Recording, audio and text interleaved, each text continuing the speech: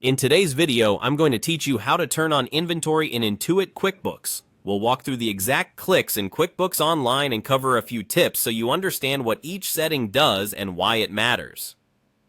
First, sign into QuickBooks Online. Once you're in your company file, look to the top right of the screen for the settings icon, the small gear.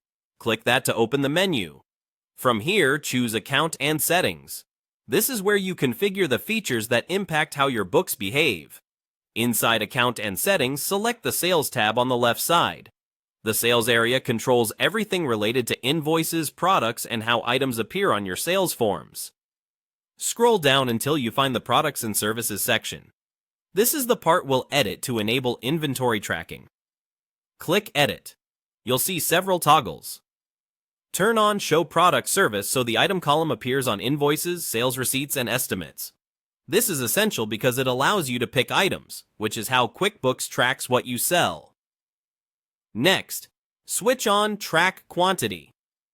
In many versions of QuickBooks Online, this appears as Track Quantity and Price Rate. This tells QuickBooks that your items have a quantity field and helps keep counts consistent on sales and purchase forms. Finally, turn on Track Inventory. In QuickBooks Online, this is typically called Track Inventory Quantity on Hand. This enables true inventory management. QuickBooks will track quantities in and out, calculate cost of goods sold using FIFO, and show on-hand balances for each inventory item. When those settings are on, click Save, then Done to close Account and Settings.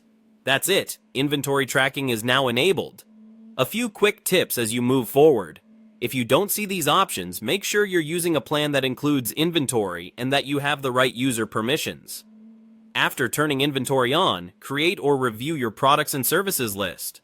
For any item you stock, choose inventory as the type and enter the starting quantity on hand and the as of date carefully. This affects your balances and cost of goods sold. Also, avoid backdating inventory transactions once you've started using the system, as it can change historical costs. If you're migrating from another system, double-check your opening quantities and inventory asset values to ensure they match your prior records. With inventory turned on and the product column visible, you're ready to track what you buy and sell with confidence. Save your changes and you're done.